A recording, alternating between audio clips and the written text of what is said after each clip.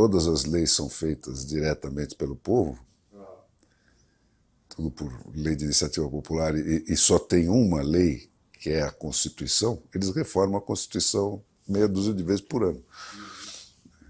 Qualquer 50 assinaturas, você puxa uma votação para uma emenda da Constituição, né, que você propõe como cidadão. Aí vai a voto. E aquilo que o povo decide, nem a Corte Suprema tem o poder de desdecidir, porque todo o poder emana do povo, ponto. Então ninguém pode mexer no que o povo decidir, senão o próprio povo. Que depois desreforma, pô, passamos muito, fomos muito para lá, volta um pouquinho, e vão assim. Mas eles estão fazendo isso há 700 anos, né? Então, por isso que eles já sabem como é que é o galeio. Nós estamos começando a viagem. Nos Estados Unidos também, os Estados Unidos copiaram o sistema suíço, só que lá pela circunstância do momento da fundação do país, eles tiveram que fazer uma presidência forte.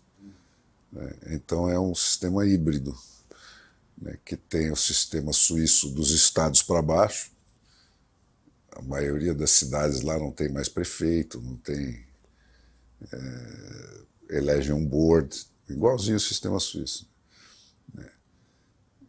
As leis são todas feitas por iniciativa popular ou por referendo para desfazer as que o legislativo propõe. De modo que lei hoje nos Estados Unidos, o legislativo nem faz, nem vota. Ele vota a intenção de sugerir ao povo aquela lei para ser aprovada na próxima eleição já por voto direto. Entendeu? Porque nem adianta, porque se o cara aprovar no legislativo, alguém convoca um referendo e desmancha, se for o caso. Então, e conforme o tema que a lei envolve, isso já está decidido numa outra lei de iniciativa popular que já diz, olha, lei sobre imposto, essas coisas, nem pensar, só por referendo direto, voto direto. Então nem vem. Né? Então, e eventualmente outros temas entram nessa categoria e saem dessa categoria. Quando eles estavam numa crise grande de segurança pública, lá nos anos 70, a Califórnia iniciou um processo de reforma das leis penais, que depois passou para os Estados Unidos inteiro e arrumou a casa lá. Deu uma puta arrumada, porque nos anos 70, vocês são moços, não lembram disso, mas porra, andar em Nova York nos anos 70 era foda. Tipo São Paulo nos lugares de barra pesada, Rio de Janeiro. Entendeu? Você andava assim, metrô de noite ali, era barra pesada. E aí, pela mesma razão daqui, né? Você pegava o cara, falava, você pegou 30, 50 anos de prisão. O cara passava 5 e saía. Com essas reformas. E esse processo que a Califórnia iniciou, a base era isso, a realidade da pena. Aquilo que for passado como pena, você vai cumprir. E isso deu uma puta arrumada. Primeiro, passou da medida, porque o sistema da Califórnia era 3 strikes and you are out. Né? Você pisar no tomate 3 vezes, você está fudido. A pena ia dobrando, né? Conforme... Mas valia desde infração de automóvel, qualquer infração valia para esse 3 strikes. Né? E aí deu uma superlotação de prisão, cara. Então, começou a ter rebelião. Eles voltaram para trás. Começaram a fazer outras leis, fazendo ajuste fino disso. E agora voltou tudo para trás, né? Tá de novo aquela coisa. Agora roubo até $900, o cara nem vai preso. Então, os supermercados lá estão com todas as prateleiras trancadas, cadeadas. É uma loucura, né? A humanidade é foda, velho. A experiência não passa de pai para filho. A relação do povo com o poder no Brasil sempre mudou muito pouco, em 500 anos eu estou falando, não só do Fernando Henrique para cá. Sempre foi uma relação de submissão, né? Você tem uma camadinha pequena, uma elite, para a qual vale alguma coisa da lei, né? Desde sempre. Aquela tese do Getúlio, né? Para os amigos tudo, para os inimigos a lei. Esse era o dístico dele.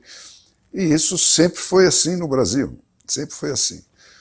Então, você teve essa fantasia que chamaram redemocratização, que foi o quê? Uma constituinte feita pelos perdedores da etapa anterior, né, sob fortes emoções, né, onde eles fizeram o quê? Um país voltado para garantir o conforto deles, né, onde eles tinham todas as prerrogativas e todas as vantagens, foros especiais, isso e aquilo, foi se acrescentando cada vez mais, né, um país baseado no corporativismo, que é uma imitação que o Getúlio fez do sistema peronista, né, que acabou com a Argentina e do qual a Argentina nunca se livrou. O Brasil quase se livrou do getulismo, mas voltou com o Lula. O Lula é uma continuação do Getúlio. E é isso, quer dizer, você junta 3 caras, você faz um sindicato, né? Esse sindicato elege a sua diretoria por aclamação, não tem o sufrágio universal e secreto, que é a base de qualquer sistema democrático, tá certo? Então, esses sindicatos eram conquistados na porrada, na ameaça, no crime, no tiro. Você tinha, eu fiz reportagens sobre isso lá no velho Jornal da Tarde, 500 anos atrás, tinha grupos de mercenários, praticamente, que você alugava nos momentos das eleições para fazer esse terrorismo. Tinha assassinatos, tinha o diabo. Olha, veja lá, tô vendo, eu sei a tua filha, como é que ela vai para a escola, veja como é que você vai votar e tal. E com isso você vira a unicidade sindical, então você fecha, você fica dono, porta-voz de toda uma categoria de brasileiros. Que para trabalhar e continuar vivendo precisam abaixar a bunda para você, porque você é o dono do sindicato da categoria dele. Então, vê como é que é, né? O sistema de dependências e lealdades que você cria com um sistema desse. Né? E isso é o que prevalece, e chega até o Congresso Nacional. Né? Então, você nunca teve aqui, porque a base da democracia americana, por exemplo, que a única coisa que é absolutamente inegociável nos Estados Unidos, onde você tem todas as putarias que são próprias à espécie humana, né? Até com maior refinamento que em outros lugares, porque eles têm mais poder e mais educação, como média em alguns casos, mas bate num outro fundo, né? Num outro patamar, que é a inegociabilidade da representação. Né? Então, a representação é um conceito hierárquico. Ele não é uma coisa vaga de disposição de te representar. É uma hierarquia, onde o representado manda no representante.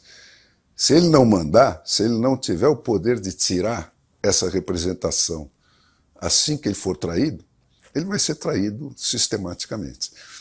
E é o que acontece no Brasil. Né? Então você tem essa fantasia, para chamar que é uma democracia, de que se cada 4 anos o cara te chama para disputa de pênaltis, né? Para escolher entre os escolhidos deles, né? Dos partidos.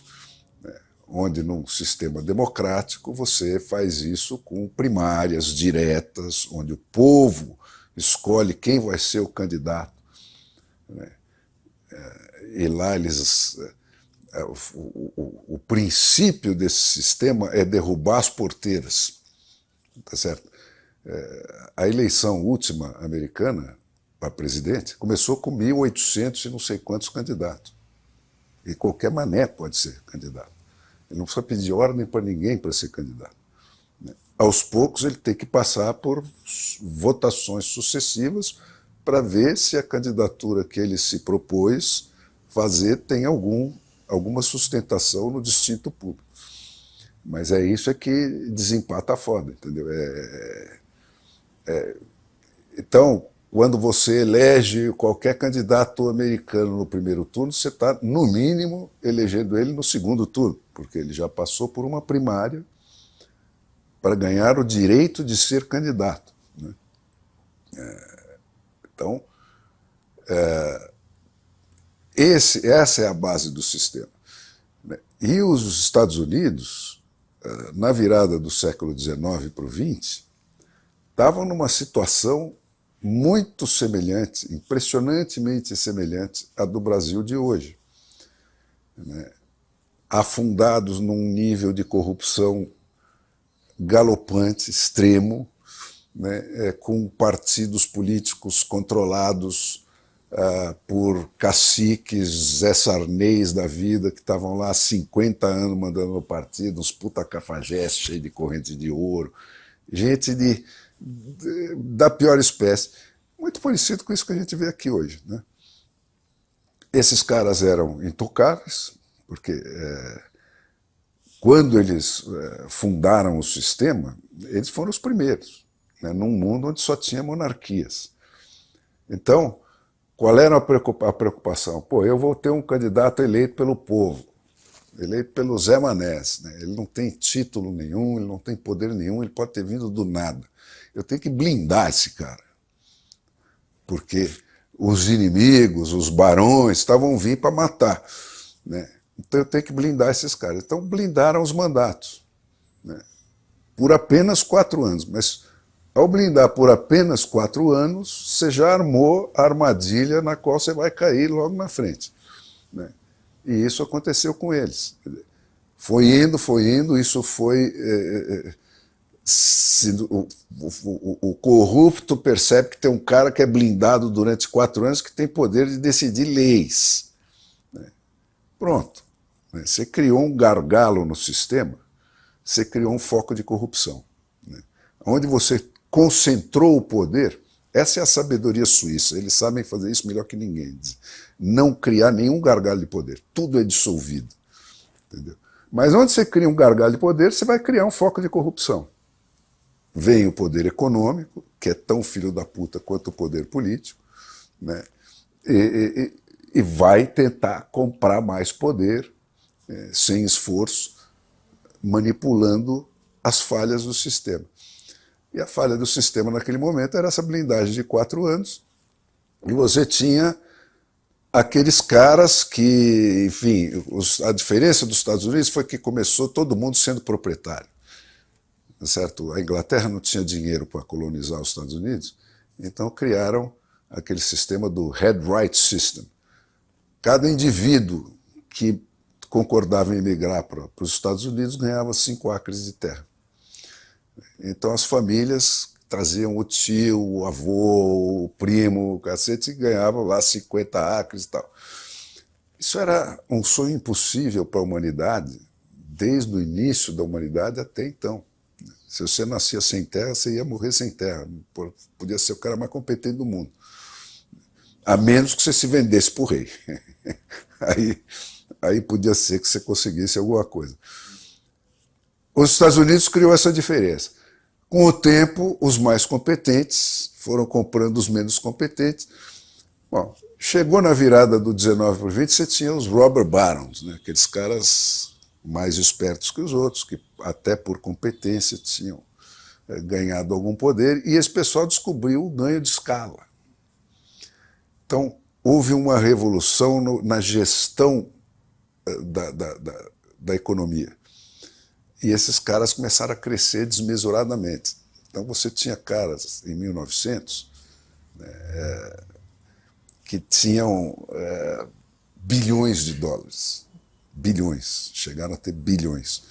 Então os Rockefeller, aqueles caras, se mancomunavam com os políticos blindados, né? Nesse momento teve também uma quebra tecnológica fundamental tão violenta quanto a da tecnologia hoje, que foram as ferrovias. Os Estados Unidos, nessa altura, eram só a costa do Atlântico, umas poucas cidadinhas ali. Com as ferrovias, você abriu até o Pacífico. Mas o único canal para chegar lá eram as ferrovias. Então, tanto para ir lá, quanto para trazer o que você conseguisse extrair daquele lado do mundo para o resto do mundo, você tinha que passar pela ferrovia. Era a Amazon do tempo, entendeu? Se você não tiver na Amazon, você está fodido. Então os caras se acertavam com o dono da ferrovia, falavam, vamos fazer um rachuncho aqui, o Rockefeller. Você não transporta o petróleo de ninguém, só o meu. Ele quebrava os vizinhos, o Rockefeller ia lá, comprava o vizinho na Bacia das Almas. E assim, o aço, os Carnegie, os bancos, foi tudo virando esse monstro. E a democracia americana, que vivia do apoio que a população dava a esse sonho impossível de você conseguir vencer pelo trabalho, começou a perder o apoio dos próprios americanos. Falaram, isso aqui virou um puteiro. Esse jogo está roubado. Então eu não apoio mais esse troço. E isso, o socialismo começando lá na Europa. Tá. Isso foi na virada dos 800 para os 900. Depois da guerra da secessão deles lá, que foi uma parada roxa, isso começou e em 1890 você teve a primeira lei antitrust, que é o auge da democracia, é o conceito do antitrust. Que dizia o quê? Porra, mesmo por competência, ela afetava nesse primeiro momento as ferrovias. Mesmo por competência, você não pode ter mais do que um limite de ocupação de mercado. Passando desse limite, você é obrigado a vender para outro empresário que vai concorrer com você. Esse conceito foi se espalhando para o resto da economia pelo Theodore Roosevelt, que era um outsider que entrou na política americana. É uma história maravilhosa, parecida com esses processos de hoje, só que era um cara bem mais refinado. E ele vai para essa parada. Era um cara da elite, uma família que tinha sido rica, mas que era muito importante, já não estava com essa grana toda. Ele começa como chefe de polícia de Nova York, atacando essas máfias, vai desvendando, vira herói nacional, porque pega de frente essa bandidagem bonita, todos os caras, os colarinhos brancos, e vira herói nacional. Toda a classe política se vira contra ele, dão uma bicicleta nele na hora da convenção que ia determinar quem ia ser o candidato republicano para presidente, e botam ele de vice para tirar ele do páreo. Só que o presidente é assassinado antes da posse. E aí ele entra. E ele faz essa revolução. Porque o conceito antitrust é o que faz o verdadeiro milagre americano. Entendeu? Aquela Constituição deles construiu esse início da democracia americana e deixou essa porta aberta para a reforma permanente. Essa é a grande virtude da Constituição deles. Como ela fixa muito poucos pontos, ela deixa aberto tudo mais, e facilita a reforma. E por essa porta entrou essa segunda etapa da Revolução, que é na virada do 19 para o 20, que é isso, que é o conceito antitrust. Para conseguir passar esse conceito, é que o Roosevelt, que o Theodore, não o segundo Roosevelt, que governava com a imprensa, e a imprensa foi fundamental nessa revolução nos Estados Unidos, vai copiar dos suíços essas ferramentas de democracia direta, que é o recall, as leis de iniciativa popular e o referendo de leis, né, por iniciativa popular. E consiste no quê? Você passa uma lista com uma proposta de leis, se você colher X assinaturas, cada estado tem sua regra lá, a sua lei vai na próxima eleição para a cédula e todo mundo vota nela, sim ou não, né? E assim também para desmanchar as leis feitas pelos legislativos. E o recall, né, como você tem um sistema de eleição distrital pura, né, ele permite que você faça o recall do candidato, porque o eleitor lá na democracia, ele permanece dono do mandato do representante dele o tempo todo, antes, durante e depois da eleição, principalmente depois da eleição. Então, se esse cara te trai, né, você passa uma lista no seu distrito, né, e se você colher, em geral é 10 a 15% das assinaturas que foram necessárias para eleger ele. Então é uma conta objetiva. Se você colher essas assinaturas e essas assinaturas forem atestadas pela autoridade eleitoral lá, que é municipal, é local, o teu recall vai a voto e você destitui. De governador para baixo, isso vale para todo mundo lá. E não só para os representantes eleitos, mas também para os funcionários principais, né? Todo funcionário público da área de fiscalização do governo, polícia, coisa que tem muito contato com o público, é diretamente eleito para poder ter recall, né? E isso num sistema de voto distrital puro. Como é que funciona o sistema de voto distrital puro? Você determina que você quer ter na sua cidade uma Câmara com 50 representantes. Isso é aleatório, tá certo? 50 representantes, ok, então vamos dividir o eleitorado por 50, né? E aí, como não dá para você fazer isso pelo eleitorado, você faz pelo número de habitantes, que é um número mais aferível, mais objetivo, né? Por quê? Porque num número X de habitantes, você tem a mesma porcentagem de eleitores, de modo geral. Então, por que habitantes? Porque quem tem o direito de alterar, aí você divide. Então você divide o estado ou o município por 50, né? E você faz 50 distritos eleitorais. Esses distritos eleitorais têm que ter o mesmo número de habitantes e de eleitores, mais ou menos dentro de um limite de flexibilidade pequeno, né? E vão ser desenhados concretamente no mapa, pelo endereço. Então, quem faz isso? O censo. O censo é que determina quais são os distritos, e você desenha esse distrito. Aqui nesse distrito tem o mesmo número do distrito vizinho, e assim por diante, os 50 distritos. E cada candidato só pode se candidatar por um distrito.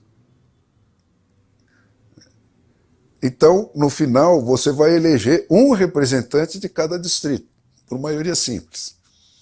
Então, não importa se o cara é o que você escolheu, 51%, ou se você está nos 49% que perdeu, você pode destituir ele, porque você sabe, nome por nome, não mais ou menos, mas nome por nome, pelo endereço, quem são os donos, os eleitores de cada representante que está lá na Câmara. Então, esses donos têm esse direito de tirar o mandato do cara a qualquer momento.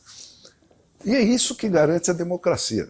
Todo o resto da literatura política, você pode fazer uma bela fogueira e se aquecer no inverno, porque é tudo para enganar trouxa, entendeu? É tudo invenção de europeu para não permitir que esse sistema dos americanos e dos suíços se instalasse na Europa completamente. Então fica aquela coisa, eu vou fazer um distrital misto, metade dos poderes fica com o partido, metade fica... É tudo complicador para tapear idiota, entendeu? Porque existe um princípio que todos nós sabemos, né? As pessoas trabalham para quem tem o poder de demiti-lo. O resto é papo furado, entendeu? É papo furado. Você trabalha, porra. Por que você trabalha? Porque se eu não trabalhar, eu não como. E quem é que determina isso? É aquele cara. Então é para esse que eu trabalho. É esse que eu dou satisfação. Então, se você aplicar esse conceito ao critério eleitoral, você tem uma democracia. Certo? Democracia existe quando o povo manda no governo e não existe quando o governo manda no povo. Ponto. A definição é simplérrima. Entendeu? E o que materializa este comando do povo sobre o governo? A propriedade do mandato. Já sou. Entendeu? Então é isso, a diferença é essa. Você olha para isso, como é que funciona no Brasil? Você tem distritos eleitorais, mas que são aleatórios. É uma conveniência para facilitar de você ir votar perto da sua casa. Ponto. Morre aí. Né? Você botou seu voto na urna, dançou, nunca mais você pega ele de volta. Tá certo? No sistema proporcional, na eleição passada, não esta última, dos 513 deputados federais, só 27 foram eleitos com votos no nome deles. O resto foi caquinho de voto ou voto nos tiriricas, né, que dão o tal quociente, então cada partido elege 25, porque teve X milhões de votos entre os vários candidatos dele. Só que um tinha o quociente suficiente para se eleger e passava em muitos milhões disso. E esses votos iam para os outros. Então o Bolsonaro, que ficava naquela coisa, o hacker vai transferir o seu voto do Zé para o Mané, não precisa de hacker, a lei faz isso. Entendeu? Então você tinha 27 caras dos 513 que foram eleitos com o nome do seu próprio voto, com o voto do seu próprio nome, e 480 e tantos que foram escolhidos pelos donos do partido que pegam essa sobra e dão para quem ele quiser. E dão contra quê? Contra essa putaria que está instalada no Brasil. Qual é o elo de lealdade que esse sujeito tem? Com quem? Com o proprietário do partido, única e exclusivamente. Então, a democracia brasileira é uma mentira do cacete. O Estado democrático de direito desses manés aí do Supremo Tribunal e dessa jornalistada é um bullshit, mas de quinta categoria. Sabe, assim, você fala assim, você vê um índio primitivo adorando um avião de pau. É isso que é Estado democrático de direito. Puta tapiação. Agora nem precisa, você vota no nome, você já votou na legenda. Né? Cujo nome da legenda você nem sabe qual é. Tá certo? Se você fizer uma enquete no Brasil de quem sabe os nomes dos partidos, você vai saber o nome de 2 ou 3 partidos, no máximo. O resto, essas siglas, o cara não sabe nem repetir a sigla, quanto mais o que ela significa. Os caras mudam de nome feito criminoso, né? Ganham uma alcunha para a polícia não saber bem quem é. Tá certo? Isso aí, muda o partido de nome. Não tem nenhum partido brasileiro que permaneça com o mesmo nome, a não ser o PT. O resto, todos já trocaram de nome meia dúzia de vezes. Então, cara, e é isso, quer dizer, você nunca viu uma cédula da eleição americana na televisão brasileira. É um troço do tamanho de um jornal, com 5, 6 páginas. Na última eleição americana tinha 62 quesitos, em média. Em média, tinha lugar que tinha 150. O cara recebe a cédula 2 meses antes em casa para ele poder estudar e preencher direitinho aquilo, sabe? É assim que é. E aqui os caras ficam, porque a máquina de votar aqui dá o resultado em 2 horas. Você está sendo enganado, mané. Você está fazendo papel de otário e fica aí batendo palma. É uma judiação, entendeu? Porque ninguém sabe isso. Você consegue atravessar 50 anos no Brasil sem nunca ter visto uma cédula de uma eleição real. Né? Porque você tem um sistema de censura com o qual nós estamos acostumados há 522 anos. Eu, que passei a minha vida inteira procurando isso com lupa, né? Eu não sabia disso até o advento da internet. Porque mesmo os brasileiros que eventualmente moram uma temporada nos Estados Unidos não votam lá. Então não sabe como é que funciona isso. É raro você pegar um que tenha vivido lá e se nacionalizou americano tal, e entende como funciona o sistema deles. Agora, eu acabei me especializando nisso até pelo período sabático que me foi imposto, quando eu rompi com o pessoal do Estadão, saí de lá, e tive tempo, porque a redação não é que todos estão nessa conspiração. Né? Redação é uma maquininha de moer carne, cara. É um troço que você entra lá e você faz um produto novo do zero ao produto final todo dia.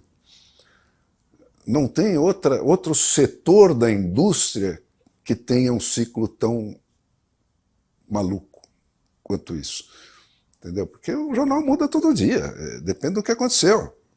E começa aqui, termina aqui, fecha, desce, sabe? O editor gritando lá e o cara aqui, pau.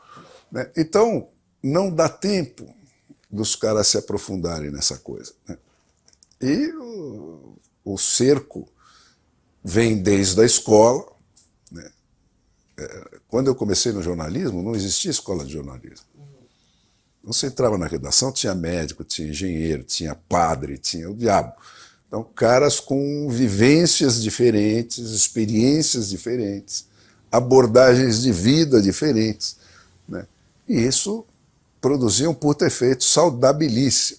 Né? Saudabilíssimo. Depois que fechou a obrigatoriedade da escola, que é o sistema corporativo, é um sistema de controle da sociedade. Então, tem essa obrigação, por quê? Porque aí fica fácil para o PT ir lá e pegar a escola e só passa a turma dele, só tem professor da turma dele. É para isso que serve. É um sistema que os jesuítas inventaram lá atrás. Eles continuam usando até hoje. Né? Você teve 400 anos de monopólio jesuíta da educação brasileira. 400 anos. Então o Brasil está acostumado com isso. Quando eu, de repente, saí fora disso, e eu tinha essa curiosidade obsessiva pelas democracias, e o padrão de democracia era americana, então eu comecei a procurar isso e tal. E, olha, foi uma investigação sherlockiana para você chegar nisso, porque mesmo os americanos já nasceram nisso. Então eles não têm esse olhar. Eles não sabem o valor do que eles têm. Entendeu? Eles não se dão conta da raridade que é o que eles têm. Que não é que é raridade, é uma exclusividade. Não tem outro. Né? Tem algumas cópias pelo mundo, mas pô, aquilo que eles inventaram foi o momento mais brilhante da humanidade. Como é que eu descobri isso? Um dia me cai na mão, eu li num jornal uma biografia do Theodore Roosevelt que tinha saído lá nos Estados Unidos, que foi muito festejada e tal.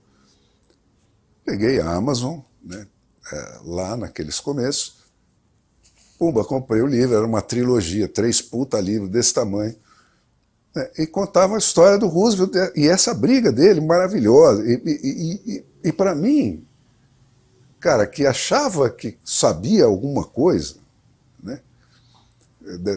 foi uma surpresa eu constatar o quanto era idêntica a situação do Brasil com a situação dos Estados Unidos de 100 anos atrás. Eu falava, cara, mas é a mesma coisa, é igual, são os mesmos personagens, os mesmos esquemas de corrupção, era idêntico tudo. Entendeu? E aquilo começou a me fascinar. Né? E aí eu fiquei num fascínio com o personagem, Theodore Roosevelt, que me dava essas pistas. E a briga dele era essa, ele dizia, porra, a função do capitalismo e da democracia americana não pode ser enriquecer ilimitadamente 2 ou 3 caras. Não pode se limitar a isso. Tá certo? Tem que ser mais que isso. Se chegar um momento em que eu tenha que escolher entre continuar enriquecendo ilimitadamente esses 2 ou 3 caras ou servir ao interesse da sociedade, o interesse difuso da sociedade, eu tenho que servir o interesse difuso da sociedade. E nós temos que encontrar um caminho para isso. E aí ele pensou essa coisa da lei antitrust. Para passar a lei antitrust, porque começava uma reforma, o judiciário desmanchava. Você conseguia passar no legislativo, depois de uma puta luta, de envolver os caras, o caralho, bababá, o judiciário ia lá numa canetada e desmanchava. É igual, cara, igual, entendeu? Então como é que fazemos com isso? Porra, recall, lei de iniciativa popular, referendo de lei, finalmente, eleição para a retenção de juiz, que hoje é o sistema que prevalece nos Estados Unidos. Você tem a retention election. A cada 4 anos vem na tua cédula o nome de todos os juízes que afetam as suas comarcas, aos quais você pode ter que recorrer um dia, né? São aqueles da tua área, vem na cédula.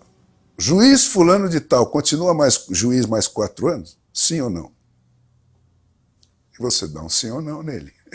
Então ele passa a trabalhar para você. Tá certo? É simples pra caralho, entendeu? É uma coisa óbvia, intuitiva, indiscutível, tão indiscutível que todas as pessoas que conhecem esse sistema, é injeção na veia, você fica viciado no ato, entendeu? No ato. Por isso que a única maneira de combater isso é censura. É não deixar o povo saber que isso existe. Entendeu? E é esse o trabalho. Quer dizer, como é que você fala, porra, como que na era da internet eu atravessei 50 anos sem saber que isso existia?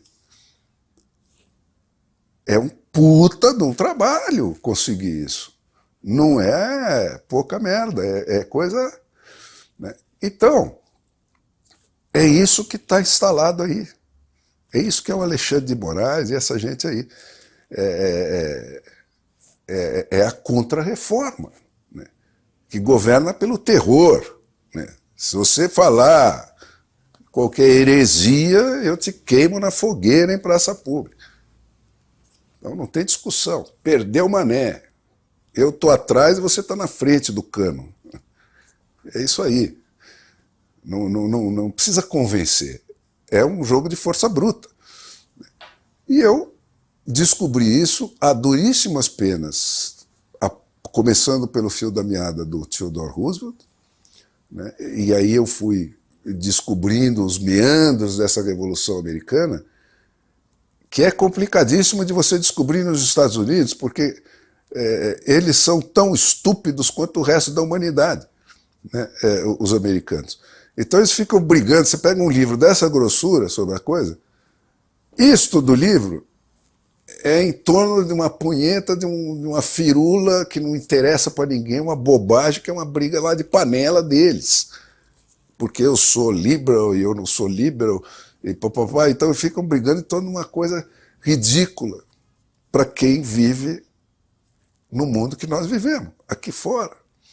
Que eles nem sabem que existe essa possibilidade de você ter um mundo onde você é violentado a cada minuto e na boa. Eles não sabem o que é isso. Então eles ficam discutindo essas minúcias lá deles e tal. Então, pô, dá um trabalho do cão de você depurar isso para entender como é que funciona o sistema deles. E eu fui descobrindo isso graças à internet, mas num trabalho de detetive, cara, de pulando de um galho para o outro e do galho para o outro, perdendo um puta tempo em muitas dessas vezes, né, até descobrir. Agora, quem é a ferramenta essencial para fazer a revolução dentro dos sistemas democráticos? A imprensa. É para isso que ela serve. E a revolução, essa segunda revolução americana, foi feita pela imprensa. Uma coincidência, ou talvez nem tanto coincidência, porque a situação puxa, né, cria a demanda, e a demanda acaba sendo atendida. Mas nesse mesmo momento lá dos Estados Unidos, surgiram dois caras que fizeram uma revolução no jornalismo. Um que chamava McClure, que criou uma revista, tipo uma Veja, a primeira revista de informação desse tipo, né, onde ele botou uma geração, ele tinha um talento fantástico para descobrir talentos, né, e ele formou uma geração de repórteres absolutamente fenomenal, né? E não só de repórteres, ele tinha também essa coisa, todos os escritores importantes da época de língua inglesa, desde o Conan Doyle, que escrevia o Sherlock Holmes, o Rudyard Kipling, todos apareceram pela McClure, pela revista dele, e alguns até o Conan Doyle foi sócio da revista dele, né? O Mark Twain, todos os autores importantes ele lançou, né? Então isso mobilizava um puta público para a revista dele, e esses repórteres que ele criou, né? Entre eles essa Ida Tarbell, que era uma mulher meio estranha, meio andrógena, mas que era uma texana de uma dessas fazendolinhas onde acabaram descobrindo petróleo, que foi ferrada pelos Rockefeller, né? E ela fez a matéria dos Rockefeller, né? E esse cara bancava um repórter 6 meses apurando uma matéria para fazer uma puta matéria indiscutível, bomba, cheia com todas as provas e tal. E assim ele fez com, não só com o Rockefeller, mas com todos aqueles Robert Barons.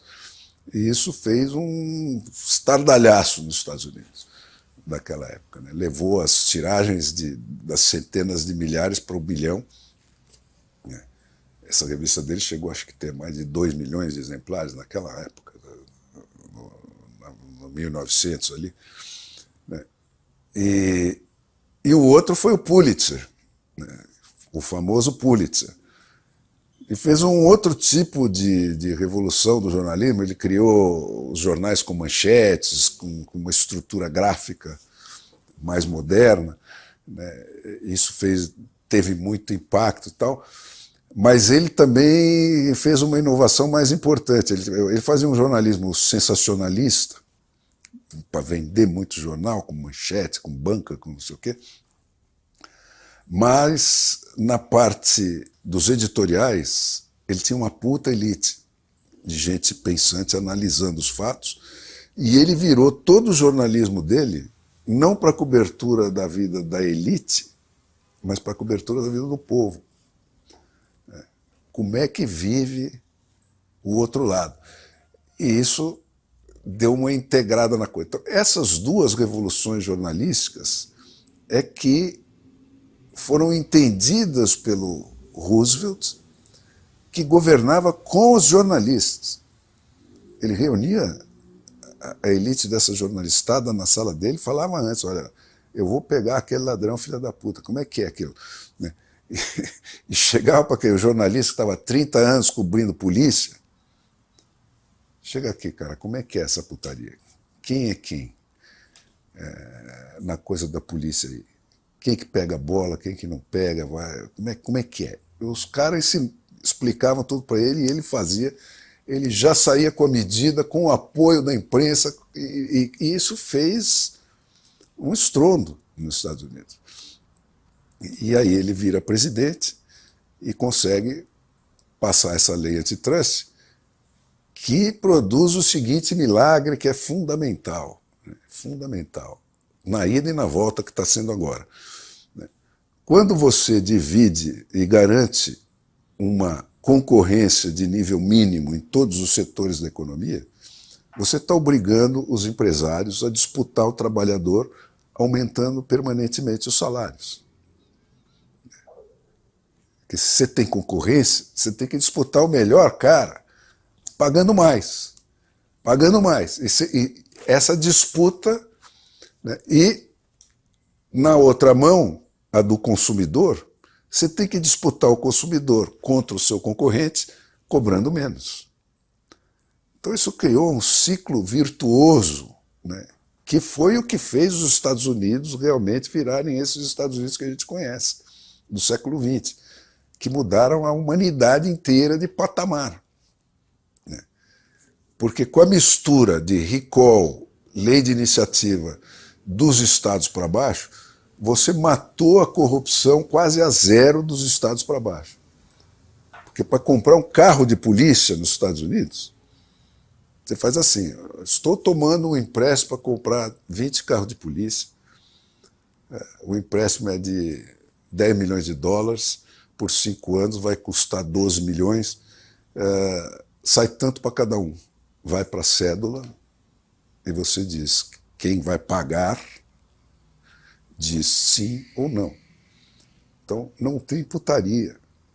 A putaria morreu no chão ali, município, estado, a governança local, não tem putaria. Não passa uma roubada dessa, porque quando passa, toma um recall. Não dura uma semana. Então, você imagina isso no Brasil. Você acabar com a roubalheira nos 26 estados e nos 6 mil municípios. Ficaram ricos pra caralho, tá certo? Com leis de iniciativa popular, eles é que diziam onde que o governo tinha que investir, e não o político filho da puta, tá certo? Então, aquilo fez esses Estados Unidos que meteram um homem na Lua em 1969. Tá certo? É isso aí. Quando a China e a internet entraram na parada, você começou o caminho inverso. A partir dos 85 para frente, você começaram a desmanchar a lei antitrust e começaram desmanchando aonde ela era mais severa, que era para a indústria jornalística. Nos Estados Unidos, até então, é proibido você ter propriedade cruzada de jornal, rádio e televisão. Você podia ter um. Quem tivesse um não podia ter o outro. E dentro de cada setor, você tinha esse limite, você não podia ter mais de 30% do público. Era obrigado a vender para outro. Então, todas as cidadecas americanas tinham 3, 4 jornais. E não sei quantas rádios. Então, a diversidade de opinião era uma coisa. Eles começaram a desmanchar aí, para não ter resistência para desmanchar para o resto. Entendeu? E isso criou esses Estados Unidos que estão aí hoje, onde você tem 5 caras que ganham mais dinheiro do que o budget, o PIB de todos os países do mundo, menos 2 ou 3, né? E o resto toma na bunda. O resto só tem eles como opção de patrão. Então, se você for demitido da Amazon, você está fodido. E isso facilitou a vida dos Alexandre de Moraes. Que agora você tem 4 plataformas, se você bloqueou você nas 4 plataformas, você está mudo. Acabou. Antes você tinha 400 mil jornais e rádios que você tinha que controlar. Agora, fudeu. Eu acho que é a classe média meritocrática, que é aquela que não é o funcionalismo público. Você tem duas classes médias no Brasil, né? Uma meritocrática, que é a que se fez realmente sozinha, e isso vai desde da mulher da cidadinha do interior que começou a fazer um bolinho qualquer e vende isso, enfim, conseguiu se virar sozinha, e você detectou aí, como você disse, algumas desse tipo, até o cara que já chegou num nível mais alto. Mas basicamente eu acho que são essas pessoas. É um fenômeno parecido com o que aconteceu no mundo inteiro com a internet. Esse é o lado virtuoso da internet, né, que deu voz para esse público que era excluído totalmente da mídia mainstream, da mídia do establishment, né? E esse pessoal não só ganhou um lugar para mostrar a cara, mas ele ganhou um peso, né? Porque quando você se torna vocal, por mais defeituosa que seja a democracia brasileira como ela é, você ainda tem um poder eleito que é o Congresso, né? E isso desaguou na primeira rodada desse fenômeno, desaguou no impeachment da Dilma. Quer dizer, eu não acreditava que fosse possível, no Brasil, derrubar um governo do PT. Eu achava que era possível o PT derrubar qualquer governo. Mas alguém derrubar um governo do PT, eu achava que era impossível. E aconteceu, né? E aconteceu por causa disso. Foi um movimento grassroots, né, que começou lá em 2013, aquelas manifestações e tal, e rolou, né? Rolou. Então, isso foi uma beleza, tá certo? E isso que nós estamos vendo agora, eu não sei se é o canto do cisne, mas é algo parecido com isso. É um repique que vem com uma nota de desespero, não é? Porque, como sempre, esse pessoal profissional da luta pelo poder, eles têm um vastíssimo know-how na manipulação da regra, né, do jogo. Não na perseguição do objetivo, na manipulação da regra. Como é que eu falseio essa merda? Né? Eles são craques nisso. Sempre foram. Né?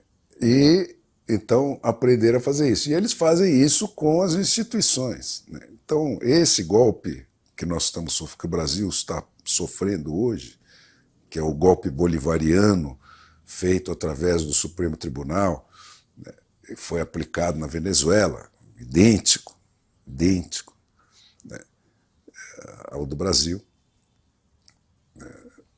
só que já evoluiu, já está mais lá na frente. Mas o do Brasil está começando identicamente. Ele foi inventado e prescrito textualmente no Foro de São Paulo, que é aquela criatura do Lula e do Fidel Castro, que tem o propósito, entre aspas, de recriar na América Latina aquilo que foi perdido na Europa do Leste com a queda do muro. E aí vocês perguntam, o que foi perdido na Europa do Leste com a queda do muro? O governo de partido único, né, tocado basicamente pela polícia política, que faz a lei, executa a lei, é o Alexandre de Moraes, em pessoa. Ele é o cara da NKVD, ele é o Putin. Ele é o... Ele fala, porra, eu faço o que eu quero porque eu tenho a bomba atômica. É isso aí. Não quero convencer ninguém. Eu quero que você se ajoelhe. Perdeu o mané. É isso aí. É isso aí. Então, os judeus que em 1938 não entenderam que a Noite dos Cristais foi aquilo que ela foi, estão todos mortos. Os que entenderam se mandaram de lá, alguns vieram ajudar a construir o Brasil, estão aí hoje milionários fazendo... Os venezuelanos que não entenderam quando o Supremo Tribunal deles mostrou os dentes pela primeira vez, que aquilo era o que era, né? Ou estão presos, ou estão mortos, ou estão distribuídos entre Miami e Paracaima, né? É isso aí. O Brasil está entrando nesse mesmo gargalo. Então, por que isso é violentamente perigoso? Primeiro, por essa sacada, quer dizer, isto de que o Lula está querendo se apropriar, que é a grande Cuba latino-americana do terceiro milênio, né, é uma criatura dele. Né?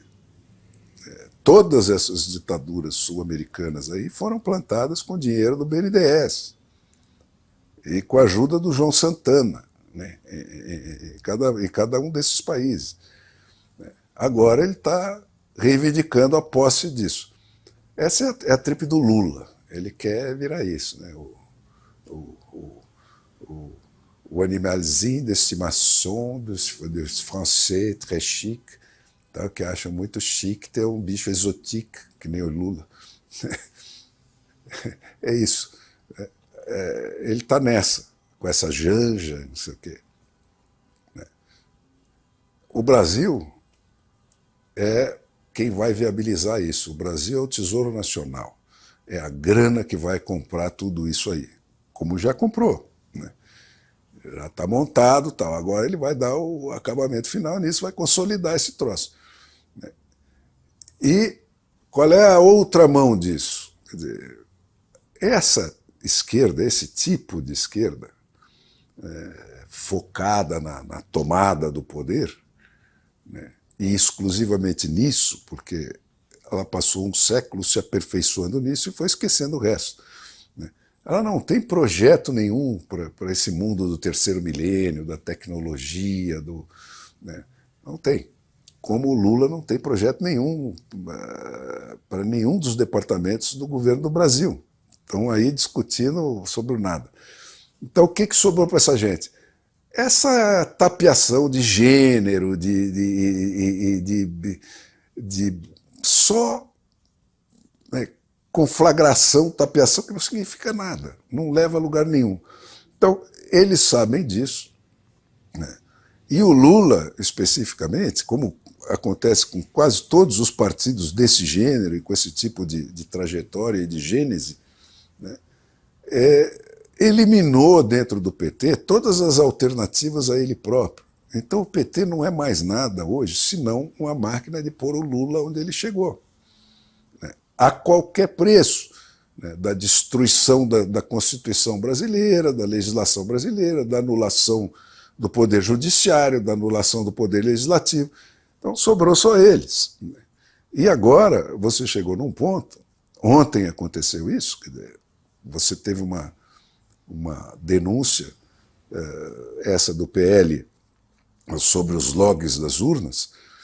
Não é que é uma denúncia, isso está exposto na própria tabulação que o TSE, que é o braço armado do Supremo Tribunal, né, botou na rede. Ele publicou na rede 279 mil urnas com o mesmo número, que não precisa mais esconder, porque eles já se sentem com a força suficiente para quem abrir a boca para falar, porra, mas metade das urnas, 60% das urnas tinha o mesmo número, e nesse pedaço das urnas a proporção de votos de Bolsonaro para Lula se inverte, exatamente, quase exatamente. Quem desconfiar disso é imediatamente preso, desmonetizado e toma uma multa de não sei quanto. Então, agora eles assumiram, virou sexo explícito. E isso eu já estou enxergando lá desde o começo. Eu estou alertando para o pessoal que eu falei, olha, para esse tipo de partido é matar ou morrer, porque eles estão sendo excluídos pela história. Eles não têm mais mensagem nenhuma que seduza, certo? Eles não têm mais nenhuma mensagem de convencimento e nenhuma preocupação com isso. O Lula fez uma campanha inteira sem fazer nenhuma proposta. Nenhuma proposta. A proposta dele era só ser contra o Bolsonaro. E mesmo essa, ele estava nem aí, porque ele já sabia que o jogo era de carta marcada. Tá certo? Então, é força bruta. Né? E eles vão exercer essa força bruta, porque para eles é matar ou morrer. Se eles não calcarem o pé agora e ficarem aí 1 ou 2 ou 3 gerações, como ficaram em outras partes do mundo, né? Eles estão fora. Fora. Então acabou isso aí. Né? Eles vão ter que virar outra coisa, fazer outro tipo de proposta. Então o que sobrou para essa gente? Esse ambientalismo destrutivo, né, que se apoia num problema real, mas que só tem propostas malucas, né, como proposta de solução, e não discute o único problema que é a base da crise ambiental, que é o fato da espécie humana se ter tornado uma praga depois da invenção da penicilina. Ninguém mais morre, todo mundo dura 100 anos, e somos 8 bilhões, e amanhã vamos ser 20 bilhões, e como é que faz? Esse é o problema real. Desse ninguém fala. Então você fica falando, precisamos acabar com a indústria de lá, com a de cá, com isso, com aquilo. É tudo uma guerra suja de poder e de dinheiro. Né?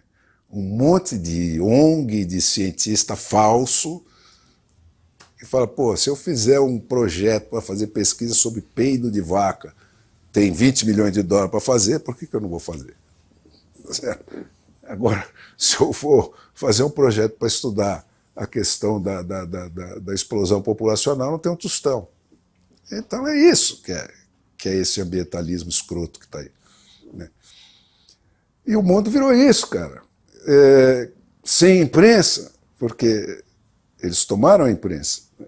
Então eu digo, a imprensa é o elemento fundamental para você fazer a revolução positiva e para você fazer a revolução negativa na democracia. É isso que esses filhos da puta aprenderam e se especializaram. Eles pegam o exemplo virtuoso e falam, porra, e se a gente inverter? Vai dar resultado também. Então vamos ocupar a imprensa. E olha o trabalho que isso dá, cara. Você tem que começar uma conversinha para fazer o cara aceitar a ideia de que não pode ser jornalista quem não passar na escola dele, depois você ocupa a escola dele, e aí vem uma geração, e 2, e 3, e pumba! Pau no seu rabo. E quando você abre o olho... Por isso que eu digo, eu tinha um amigo cubano que viveu no Rio de Janeiro, que era uma figura muito engraçada, Carlos Verdeja, né?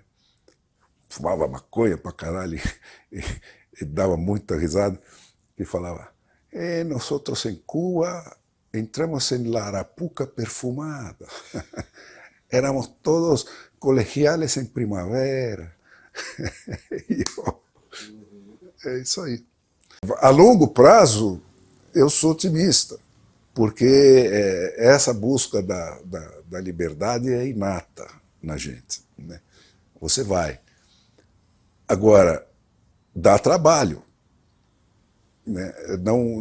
Você precisa fazer como eles fazem. Né? Você tem que ter a tua escola, você tem que ter a tua mídia, você tem que gastar dinheiro com isso, você tem que gastar tempo com isso, para segurar a peteca, porque não tem mais lugar no mundo para amador. Entendeu? Tem que ser profissional em tudo. E isso, justiça seja feita, eles são profissionais. E nós temos que ter a humildade de aprender com eles e fazer a mesma coisa. Quer dizer, você tem que ter os seus think tanks, você tem que ter as suas escolas, como os americanos tiveram, nos anos 30, 40, 50, 60, né? Até os 70 ali. Dali eles começaram a entrar no Gramsci também. Né? Mas até ali, você tinha 500 think tanks, os caras pagando gente para estudar, para divulgar, para plantar aquelas ideias, para mostrar o que era essencial e o que não era essencial. É um trabalho, cara. A democracia é uma conquista de cada geração. Porque em uma geração que você quebra isso, como o Brasil está arriscado de acontecer agora, se você passa 20, 30 anos fora desse sistema, você cria um desvio que, para voltar, porque esse pessoal não terá outro parâmetro. Você vira a União Soviética, passou 70 anos aquilo, você não tem quem saiba empreender, senão na putaria da polícia política. Você tem que ficar amigo do Putin e espetar plutônio nos outros. Entendeu? É isso que vira. Né? Então, nós estamos pagando até hoje, os 21 anos que nós passamos de regime militar, desaprendendo a viver sob democracia. Isso mesmo levando em conta que o regime militar era uma brincadeira de criança perto disso aqui, que nós estamos entrando hoje. Que era leve aquilo, pô. O Estadão fez parte da conspiração naquele momento, né, porque foi um contragolpe, né, que eles estavam preparando o golpe.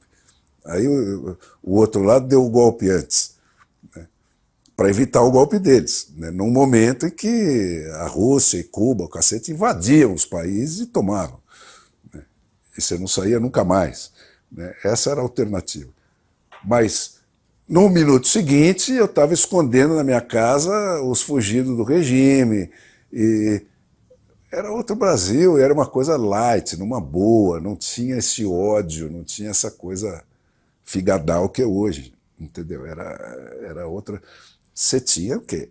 Essa mesma turma que está atacando hoje, que é o lado doente da sociedade brasileira, esse sim, botando bomba em cinema, em aeroporto, metralhando um cara na frente do filho, de tocaia, sabe? O cara que parte para isso é outro departamento. Porque a imprensa se posicionou como inimiga. Né? Ela se declarou inimiga e se declara todo dia inimiga desses caras. Diz que eles são golpistas, que eles ficam atiçando o ditador para soltar a polícia em cima deles. Então é uma reação defensiva. Quer dizer, mudou. Né? Mas na minha época, quando eu comecei em redação, a imprensa era a instituição mais bem avaliada do Brasil. Então, você era um herói, cara, porque estava todo mundo na mesma, todo mundo contra a censura, todo mundo contra o ditador, todo mundo dando fuga ao perseguido, sabe? Isso no Estadão, então, porque meu avô foi preso 17 vezes e exilado 2 pelo Alexandre de Moraes e do Getúlio. Então, lá no Estadão, qualquer cara que chegava fugido de qualquer regime, fosse de esquerda, de direita, de alto, de baixo, era recebido e protegido lá dentro. Ganhava um emprego, entendeu? E todo mundo segurava as pontas dele porque meu avô viveu isso. E ficou sozinho numa merda do caralho, entendeu? Sem um puta tostão, 90% dos amigos sumiram, aquelas coisas que acontecem. Né? Então ele tinha, o Estadão tinha essa regra. Né? E essa é a função da imprensa, de ser a voz de quem não tem voz. Tá certo? Porque você se somar ao poder do Leviatã é porque você é um filho da puta, tá certo? Contra um indivíduo, né, como eles estão fazendo, pega o Alan dos Santos, porque o Alan dos Santos falou não sei o quê. Quero saber o que ele falou. Né? Ele está enfrentando sozinho o Leviatã, então eu estou do lado dele. Seja o que for, não interessa, tá certo? Por solidariedade humana, né? Porque você não deixa um cara, você não se alia com um puta exército gigante contra um anãozinho, porque você não é um filho da puta, só por isso. Não precisa de outra razão, entendeu? Então é isso que se perdeu nesse momento do Brasil. Né? E eu falo, pô, você não tem vergonha de falar isso, cara?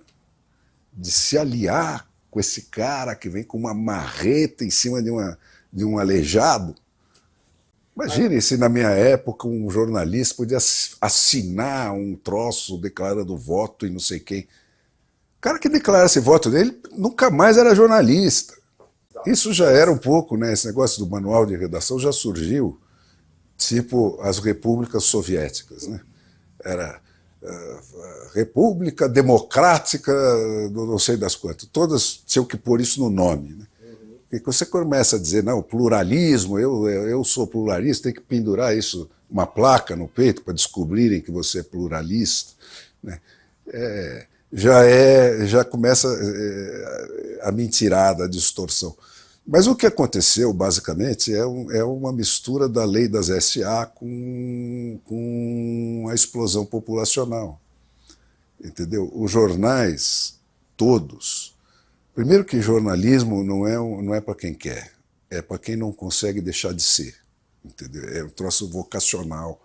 Difícil pra caralho, chato pra caralho, é cansativo pra caralho. Entendeu? Não, é um troço que realmente o cara precisa ser apaixonado naquilo, aquilo tem que ser maior que ele para ele conseguir fazer, entendeu? Porque você não aprende isso na escola. Ou você nasce assim, ou você não vira. E os jornais todos, democráticos, são isso. São criações de caras assim, que nasceram com esse impulso, em algum momento da história do seu país e da luta política do seu país, e inventaram um instrumento para sair com a sua bandeira contra a maioria, contra o establishment e tal. Então, o Estado, por exemplo, né, era abolicionista e republicano num país dos Barões do Café, na cidade dos Barões do Café e no Império, né? E aí, porra, esse cara, com a sua paixão, animou isso, transformou isso num negócio. Tá? Depois você vai tendo filhos e vão casando com outros, e além desses SA vão sendo como são. E sempre foi assim. Quer dizer, o meu avô eram 9 irmãos, né? Dos quais 3 homens e 6 mulheres, que sobreviveram, porque era mais, naquele tempo se morria bebê e tal, né? Mas ele foi traído por todos, menos um. Na hora que o Getúlio invadiu o jornal com soldados de baioneta, o caralho, tomou o jornal. A família sempre teve só essa propriedade, não tinha nenhuma outra. Tinha lá umas fazendinhas de fim de semana, essas coisas, foram vendendo tudo para poder viver no exílio. Então, nem todo mundo nasce com essa vocação para ser herói e querer pegar esse tipo de briga. O cara fala, porra, eu quero tocar minha vida, eu sou advogado, eu sou médico, sei lá o quê. Não é a minha. O jornalista é ele. Mas os outros ficaram donos. Então foi isso que aconteceu na imprensa do mundo inteiro. Ela foi herdada por caras que não são jornalistas, ou mais adiante, vendida para empresas, empresários milionários que querem ter aquilo para usar para fazer os negócios deles e tal, e vira tudo uma ferramenta de putaria. E redação, como eu disse, é um processo. O jornal é uma indústria, isso era, né? Assim, agora ficou pior ainda. Você faz um produto novo, do zero até o produto final, todo dia. Todo santo dia, 365 dias. E frequentemente você tem que mudar esse produto 3 vezes ao longo do dia, 4 vezes ao longo do dia.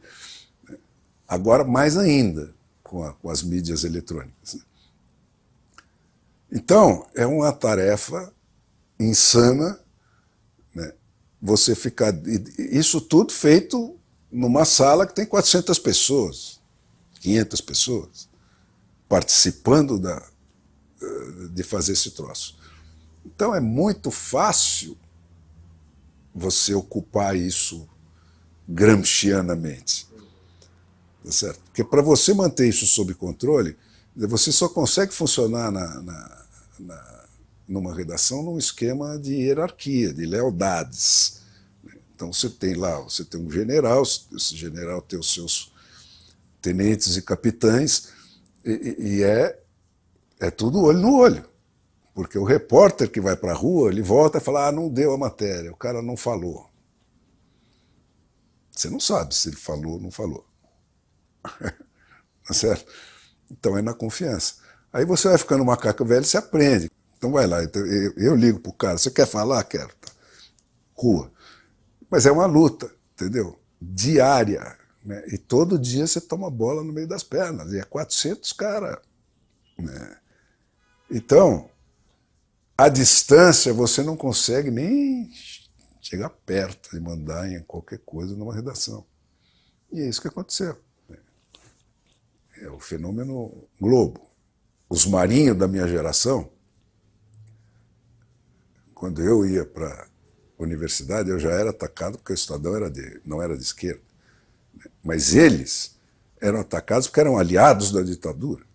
Tomavam quase porrada. Entendeu? Então, saíram de lá, fizeram o quê? Porra, entregaram todo o jornal para essa turma para desmanchar essa coisa. E a Globo virou o que virou. Né? Fez metade desse estrago que está no Brasil hoje. Mas depois um monte de gente até passou na frente dela, tá? Igual ou pior. Né?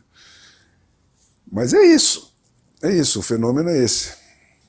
Claro que tem. Hoje o mundo hoje é conectado inteiro, né? E a internet,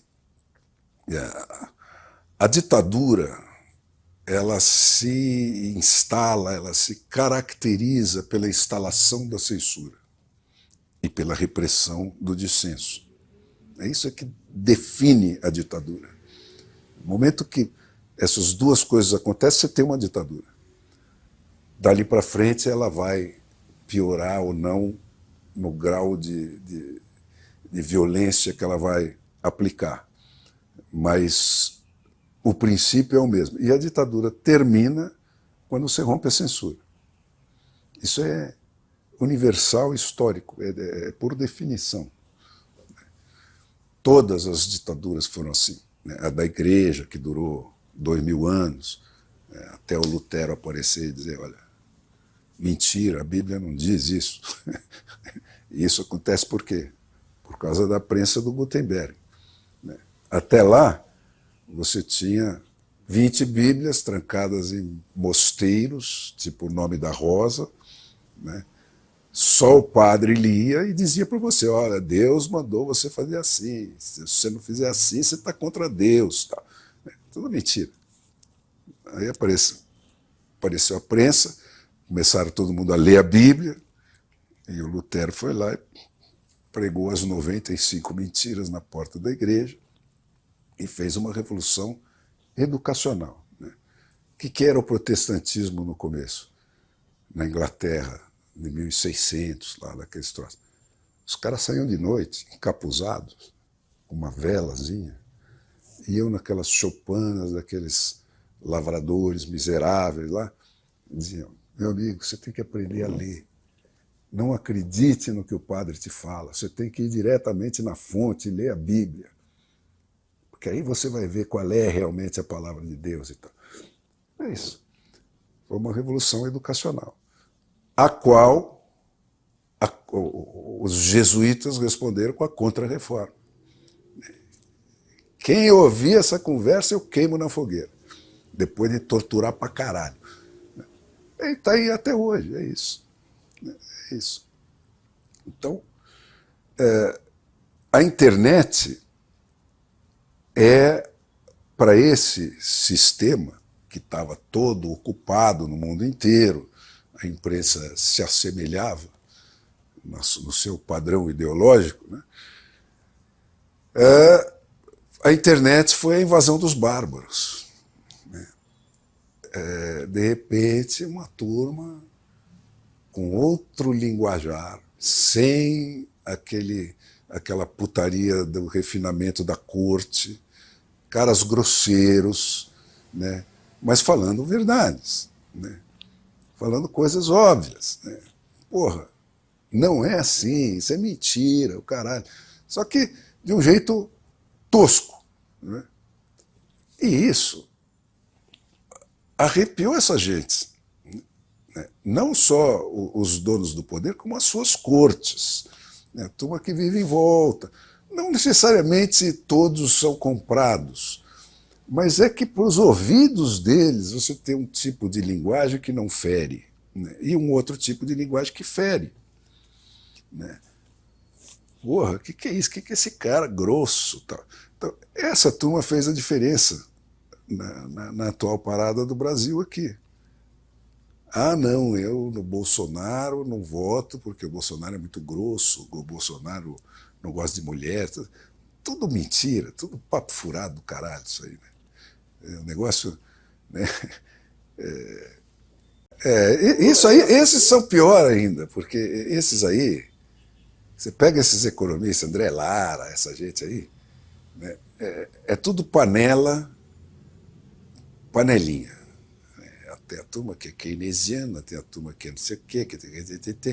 Então, aí vê o sucesso do outro e fica tudo puto. Né? Assim, fica tudo meio puto, com ciúme, uma coisa de meio... E você vai ver quem são, né?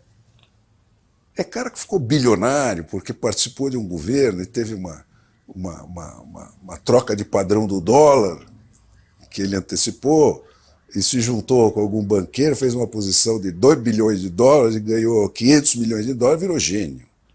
Ah, é gênio, é gênio. O resto da vida ele é gênio. Gênio aqui, sabe? Tudo. E aí vem um carinha que sempre denunciou a putaria deles, aquela coisa de você não ter limite para gastar com os amigos, e entra. Né? E vai lá e faz um puta de um governo acertado pra cacete. Não tem coisa pior no mundo do que você acertar na frente do seu inimigo. O cara fica com ódio, entendeu? Ódio. Pior que isso só em empresa familiar. Se acertar em empresa familiar, você está fodido. Aí nego não te perdoa nunca mais. É a mesma coisa. Essas panelinhas de pseudo-intelectuais, se é keynesiano, se não é keynesiano, basta você ler os representantes deles na imprensa. Né? Aquele cara que ganhou o prêmio Nobel, pô, é patético, cara. Patético. Os caras reagem com os órgãos genitais, não é com o cérebro. É tudo uma coisa hormonal. Assim. Ah, se ele falou, eu sou contra. Sabe? Tem muito pouca gente séria no mundo, cara. Muito pouca.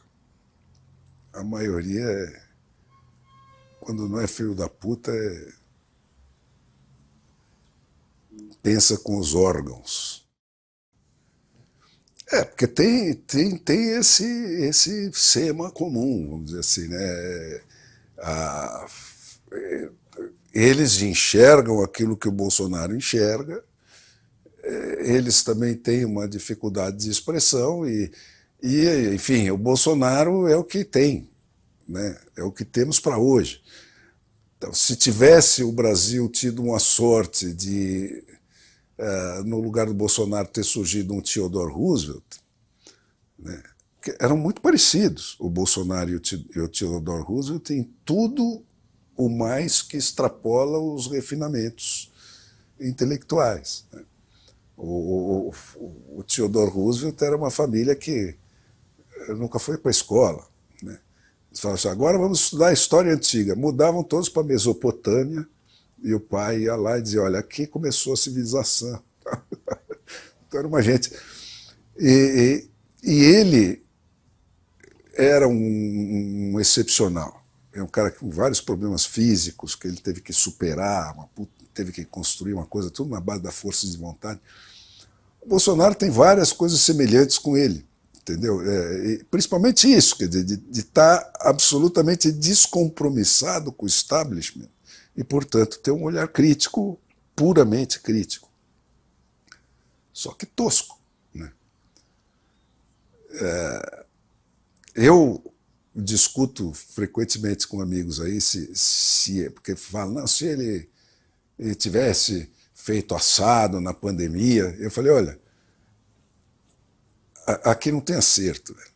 E não tem acerto, não tem acerto. Então, eu acho que se o Bolsonaro tivesse feito o avesso do que ele fez, ele ia ser apedrejado do mesmo jeito. Porque o que está em jogo não é o Bolsonaro, nem o que o Bolsonaro diz, nem o que o brasileiro quer ou não quer.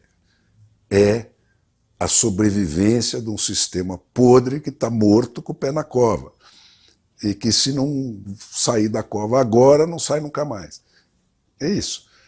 Então, qualquer coisa que desafiar esse projeto será apedrejado até a morte. Então, é isso que eu acho. E o Bolsonaro tinha o quê? Essa confluência com o público. O público nessa história é quem paga a conta. Né? E o Bolsonaro, lá do baixo clero, tal, representa isso. Estava com poucos interesses do outro lado. Né? Estava entre, se não os totalmente prejudicados, mas estava entre os prejudicados, ali, a turma que tinha poucos benefícios. Né? Então ele tinha esse senso crítico maior.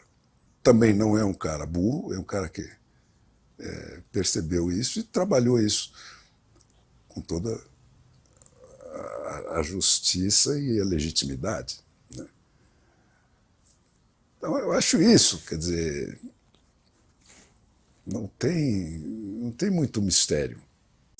Olha, a única maneira indolor de fazer isso é com democracia, quer dizer, a democracia foi inventada para isso. Né? O sistema de 3 poderes, com independentes, um moderando o outro, tal, foi cientificamente imaginado e desenhado para ter esse efeito, quer dizer, transformar qualquer grande ditador de alma num mero presidente que dura só 4 anos. Né? É para isso que serve o sistema.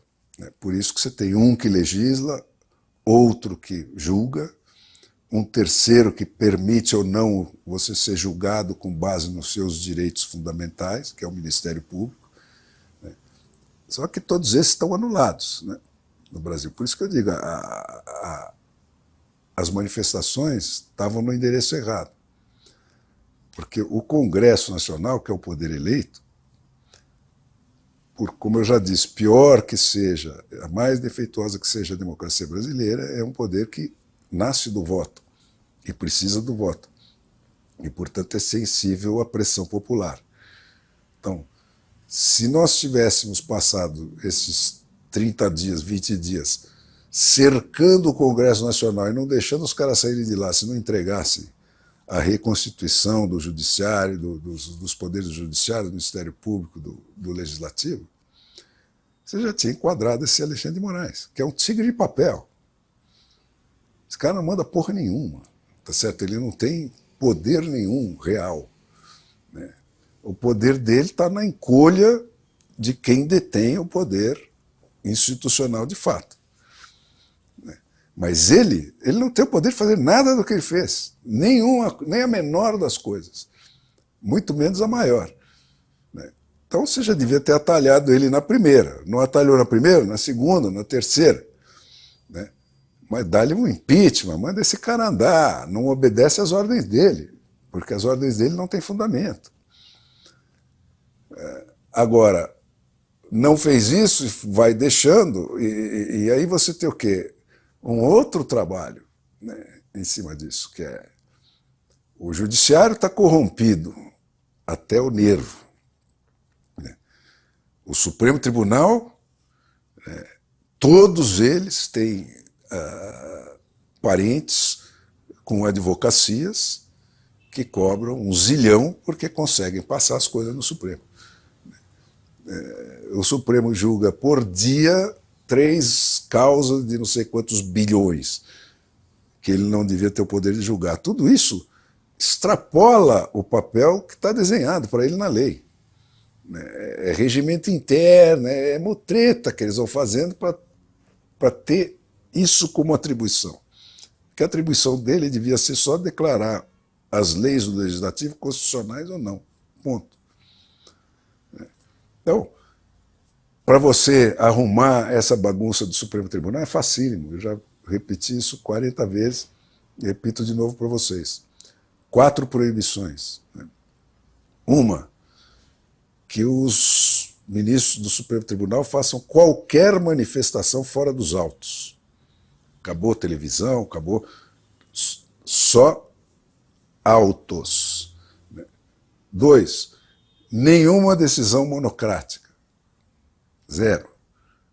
3, estão proibidos de criar qualquer lei que não tenha sido criada pelo Legislativo, que é quem tem o poder de criar leis. E 4, estão proibidos de fazer qualquer outra coisa senão declarar a constitucionalidade ou a inconstitucionalidade das leis do Legislativo. Acabou. Entendeu? Você condena o Alexandre de Moraes ao suicídio se ele não puder convocar uma rede de televisão a cada 2 dias. Porque aquilo é uma vaidade em chamas, né? O cara está desbundado. Ele é o Clóvis Bornai, né? Ele é o... enquanto não tomar uma porrada, vai decolar mais longe e vai ficar um perigo, porque esse cara mata, esse cara é bandido, é gente perigosa. Então, that's it.